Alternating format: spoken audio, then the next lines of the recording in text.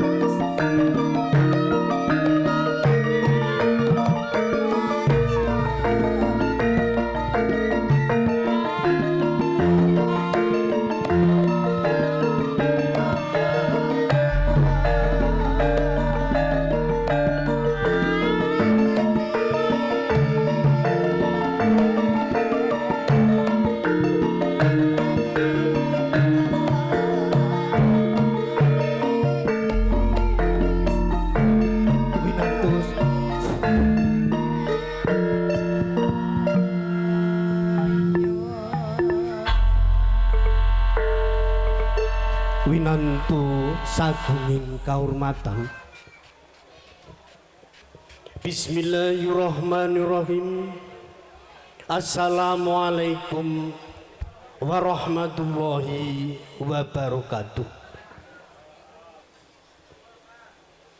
Innal hamdalillah nahmadu wa nasta'inu wa nastaghfiruh wa na'udzu billahi min syururi anfusina wa min sayyiati a'malina may yahdihillahu fala mudhillalah wa fala hadiyalah asyhadu an la ilaha illallah wa asyhadu anna muhammadan abduhu wa rasuluh. Allahumma sholli wa sallim wa barik ala nabiyika Muhammad wa ala alihi wa sahbihi ajmain amma ba'd.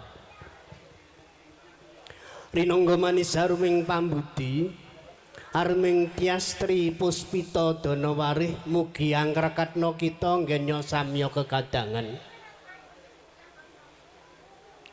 Para alim ulama,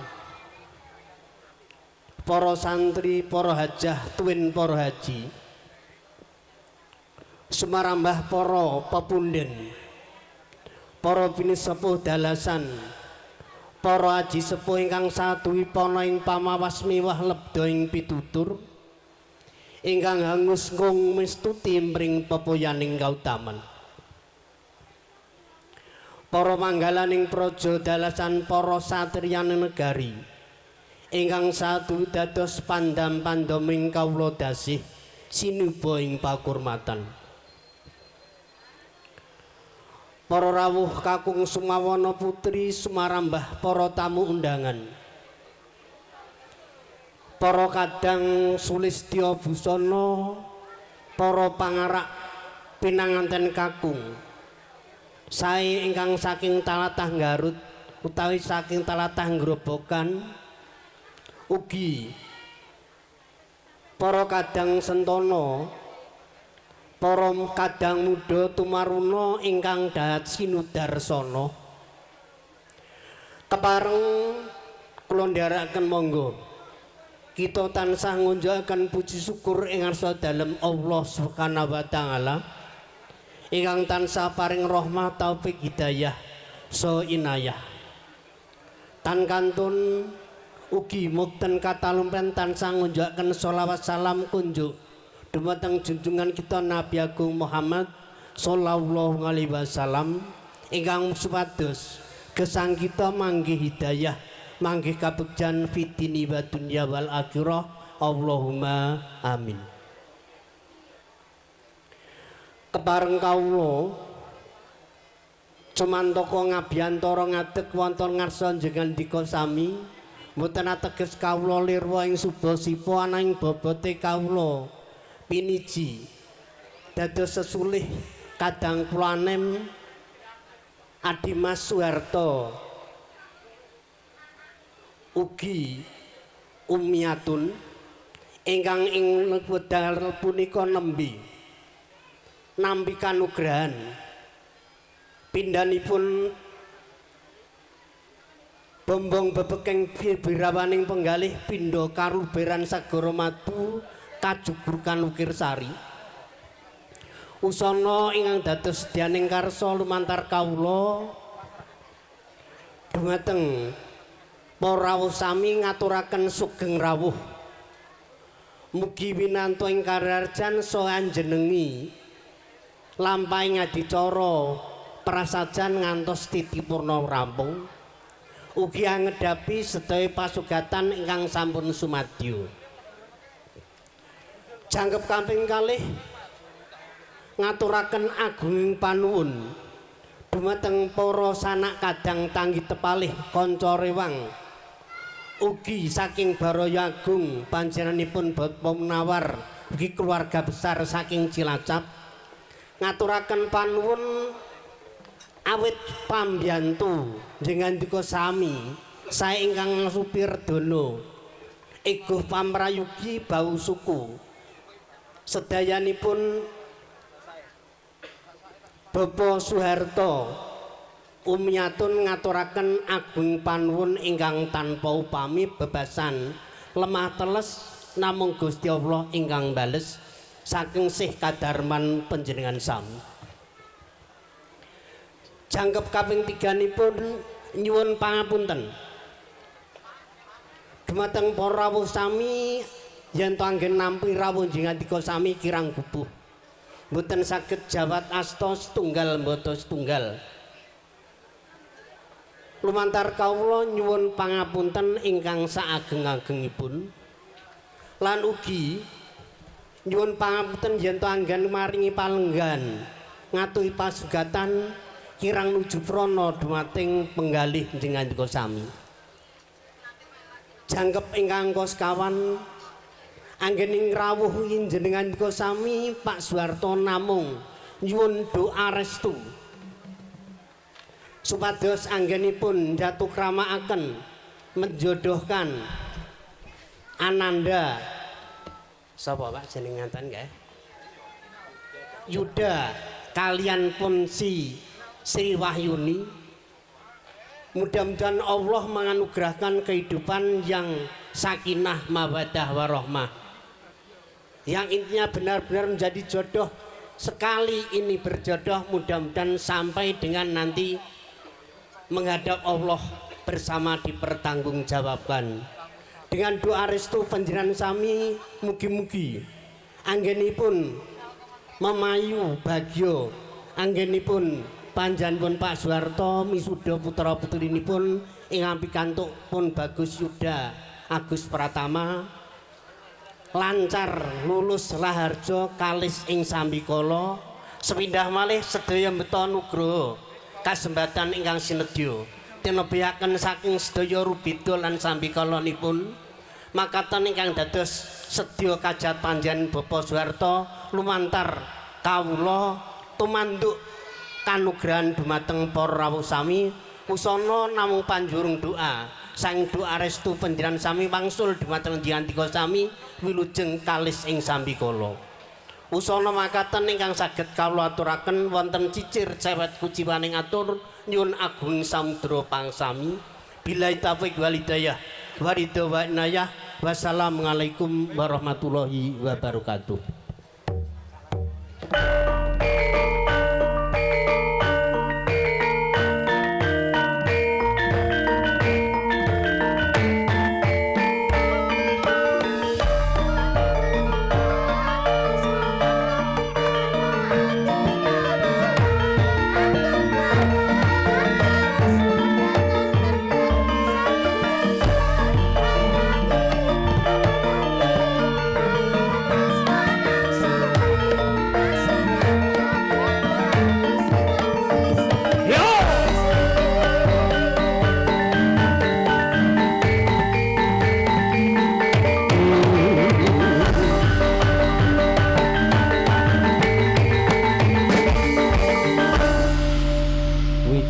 gamblang sang cetha lan malelontat astitis datan karempit tatur pangandika bebenengkul Bapak Haji Cipto inggih winiji ngaturaken usung dadi tangkapan Coro Raharja Basuki atur pambagya raja sing rawuh kirap ing wis windah winastanan kirap kalindran bila mekaten monggo kadang jundakaning lampah Wimbasara kepareng daya-daya satotala samapta kuku sing dupa kumelun nanging biasa ngabege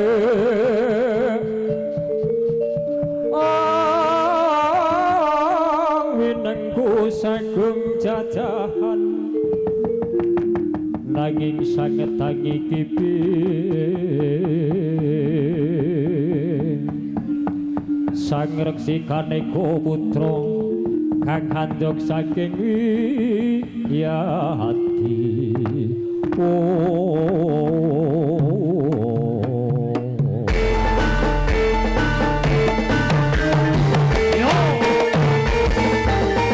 semangkah sang Wimbasara lamun jinandra saking mandra panyah roping Jalanidi kapiyarsa swaranipun ler ombake samudra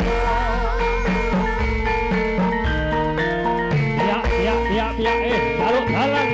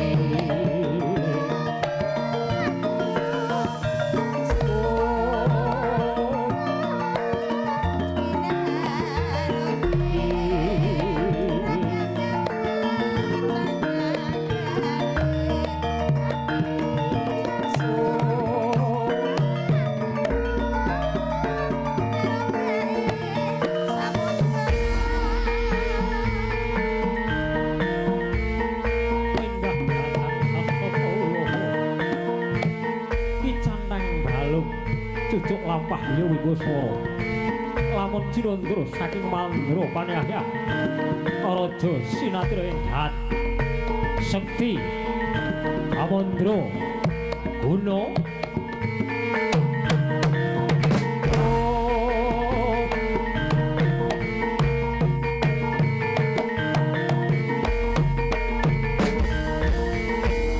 tumungguling pewadane sakatong Wimbasara kumulat kaya mengkono pangandika kang pisan Dusi nuwun monggo kepareng daya-daya jengarsa kepadane Siti Inggil tumuju panti pambusanan bapak pisan arep dipriksa kendho genteng pranatan Wimbasara kawula nokno kang dadi jurakane lampah metu Jawa dhisik jengare sakatong panayah raja kang nandhang wuyung jero tias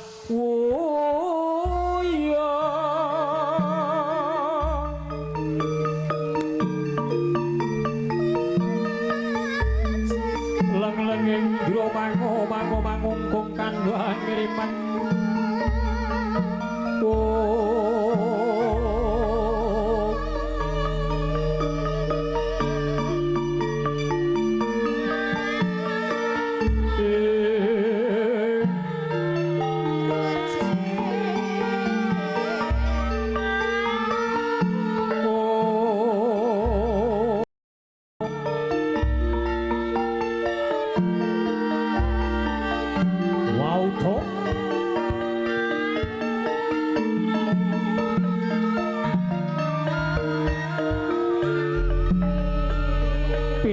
minangka gembalaning pondok gampanging wong kang kemban wuwus miyat saking madyaning Siti Inggil Binaturata lah menika ta warnanira Prabu Anom Bagus Yuda Agus Permana Sarimit garwa prameswari pun Diahayu Sri Wahyuni Atmaja Putri Bapak Soeharto Ibu Miatun geganingan asta kumiring gula kang pinulut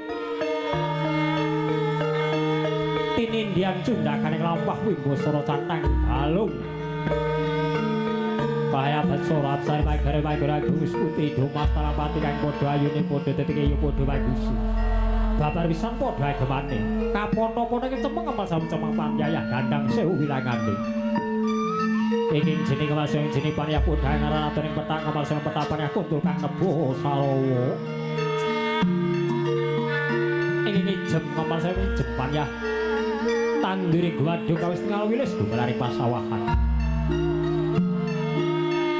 ingin abrit ngemas yang abrit pani harga daun harga gunung daun geni pramok lamun tiwat saking Mandrawa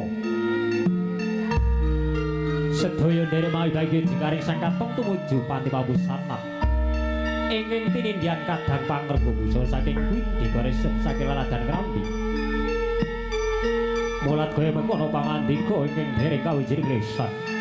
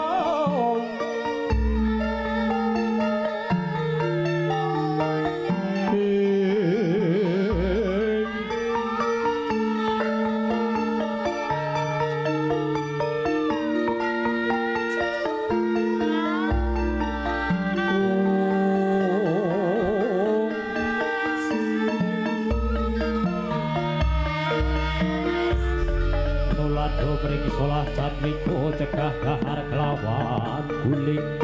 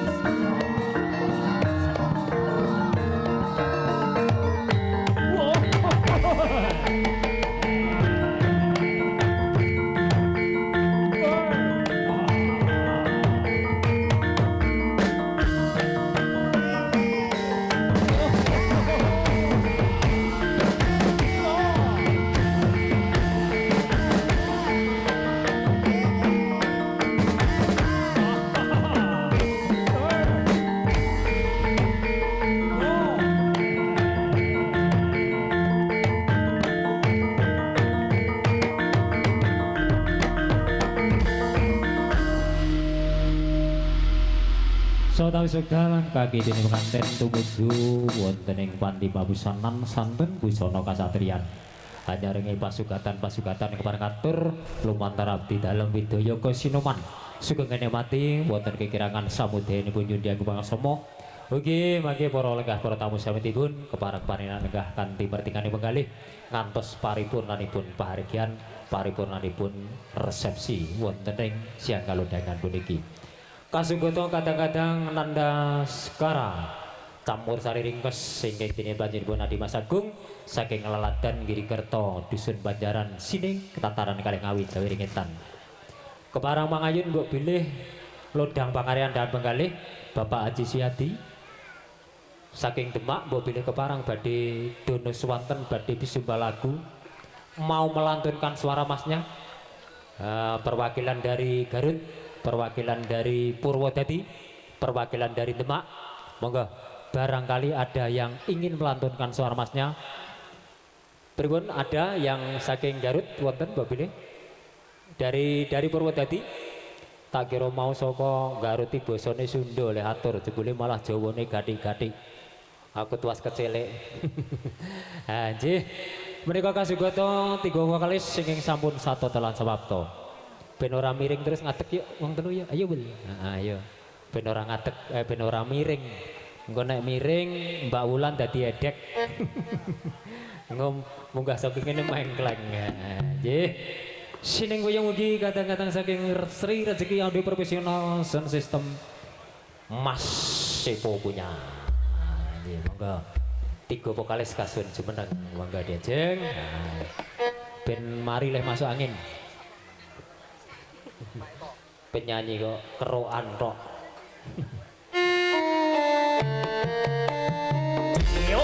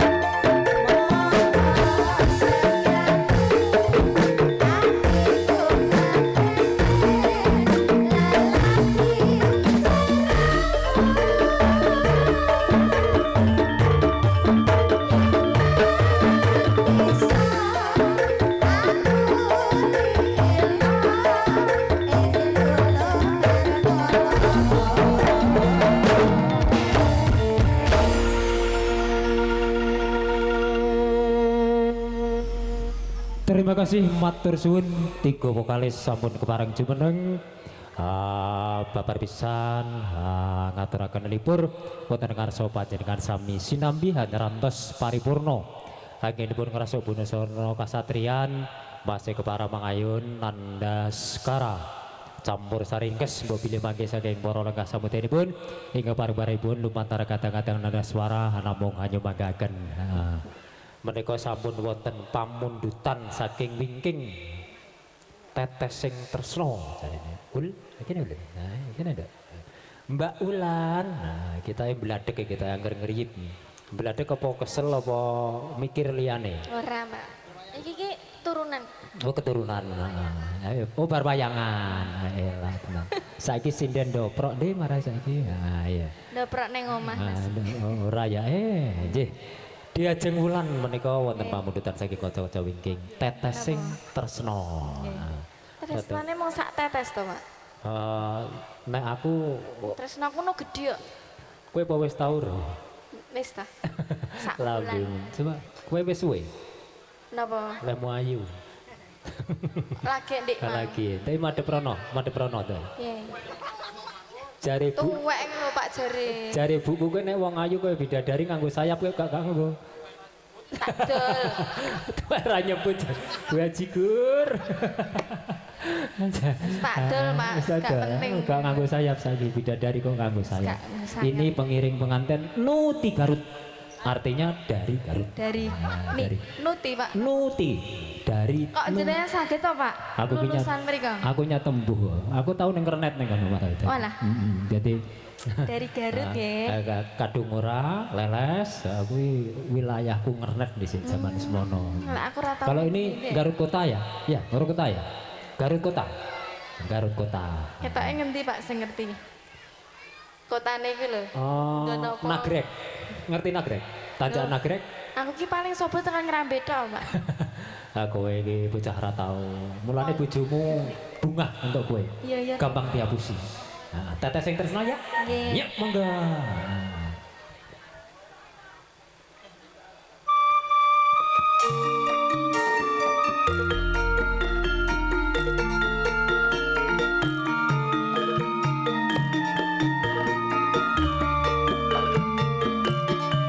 Sinalkan kadang-kadang istri rezeki profesional dia. Mas Komar punya lho.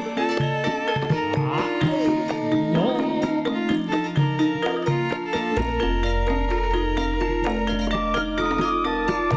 Yen sinawat ana netra sapa wonge sing ora nandang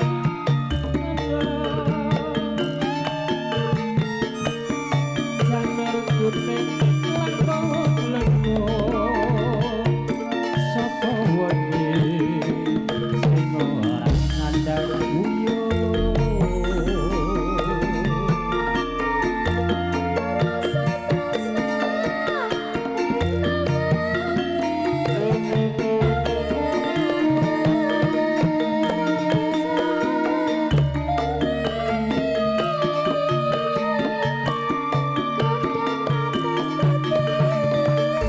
Halo, halo. Ya,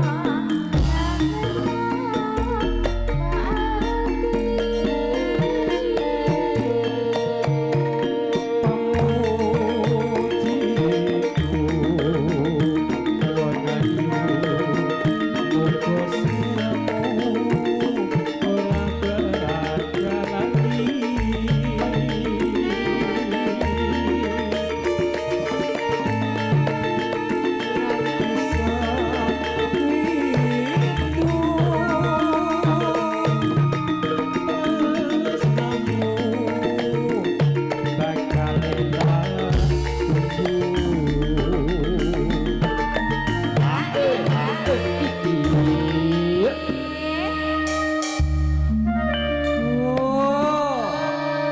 Kene menghadap tamu, ganti mata prono menghadap ke tuan rumah. Nah, Pak Harto. Ayo, kalian ibu. Ayo. Ayo, monggo. Tresna iki. Iya, iya.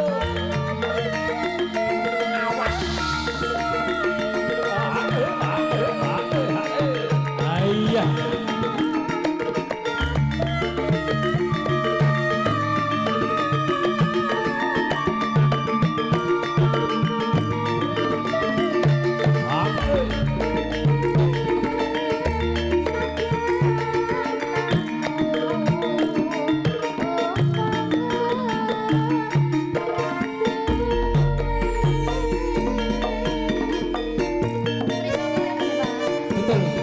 Kunjuk dumateng Kadang Pakar Kubusono saking Ibu Isi Kureset. Apa bisa paripurna kedua Preso Kubusono Kasatria. Kasur mangke doyo dulu Bapak wonten ing Sasono Pawiwahan.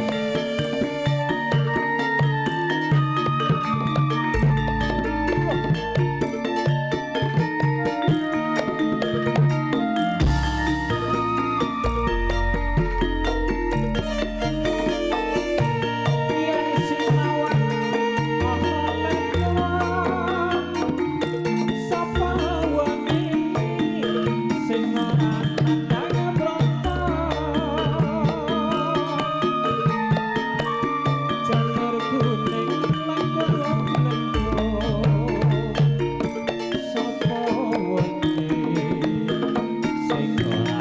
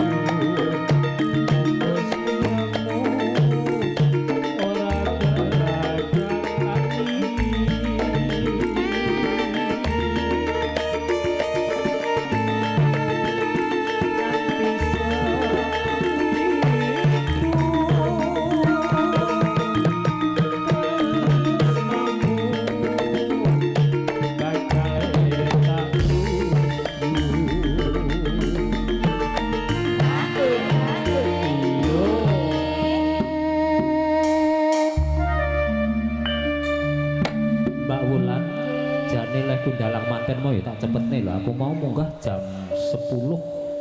Mau jam 11, 10 wis 20 menit. Nggih. Lagi aku lagi memakan waktu sak jam setengah rong enek jane. Lah ning ya lek ijab rada awan. Dadi ora apa-apa. Mboten napa-napa. Mboten napa-napa. Ijabe jam 09, udal-udal jam 10 lagi nampung lagi. Kula mau nggih, Pak. Ah, iya. Setengah 10 setengah pagi. Pret. Kowe kae. Iya, mangga. Heeh. Mbah. Tresna iki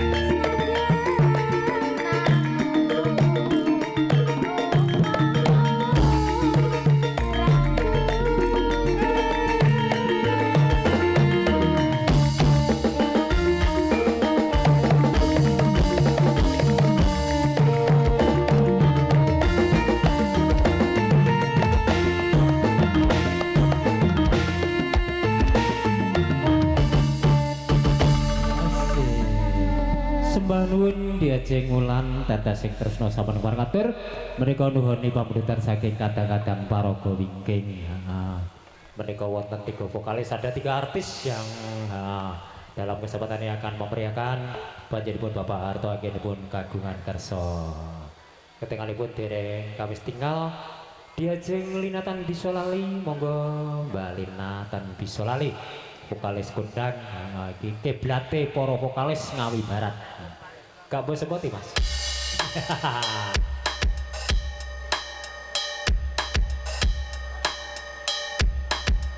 Asik.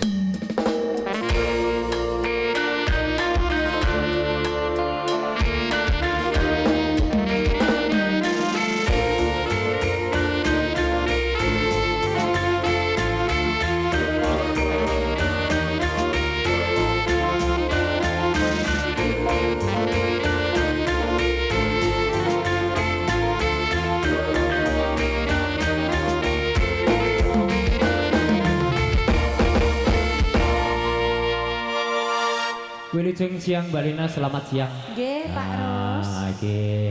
Alhamdulillah. Tamu-tamu yang dari Garut masih berkenan duduk manis. Oh, nggih. Lagu Jawa tahu nggak, Bu? Nggak tahu. Lagu Jawa tahu tadi lagunya apa tahu nggak? Belas ora mudeng paling ini. Barangkali Tak terang ya teh ya. Terang tak? Tak terang ya. Lamun akang haji serban palit. Nah, itu nya terang. Nah, terus lagunya sing cocok apa, Pak? Hah? Ada permintaan Ada permintaan yang lagu apa? dari Garut, Barangkali mungkin dari Garut. dangdut bisa loh ini. Nah, dari Garut ada permintaan lagu apa? Masnya yang pakai topi minta lagu apa? Oh, itu nyanyi? takut dengan istrinya kita Oh, pertemuan. Bisa Mbak, nyanyi? Ayo Bisa sini. nyanyi? Mana yang bisa nyanyi? Ayo sini. Sini. Ayo. Mangga sini. akang ngono. Mangga Kang, kadia Kang. Mangga akang, Kadi- kadia. Kadi. Ayo Kadi. Kowe kok kaku men to? Lah ya tara wong sini nih. Urung tahu yang Sunda belas. Iya iya. Soben baunya tangkap. Ayo perwakilan dari Garut Yang untuk dari diambil Garut, gambarnya, disetting. Pertemuan Ayo diambil gambarnya. Monggo Mas, diambil untuk disetting. nggak bisa. Cuma minta lagu doang. Ayo disetting untuk settingnya. Jane mau wis enek sing njaluk jane ning kene mau. Apa kae jenenge? Apa? Mangu, awen mau ki cah nom-noman ning kene sing ndi mau. Ketoke keluarga dari nganten ngantinnya. Ya iki Pertemuan bisa? pertemuan pada 20 minggu gitu. Bisa Paling nggak? ya lali paling. Saged. Iya. Ayo Mas dangdut. Mas, Bul. Mas Di packing Didi. Bul, tolong Bul, lali ya kita Bul. Pertemuannya. Nek diajar karo iki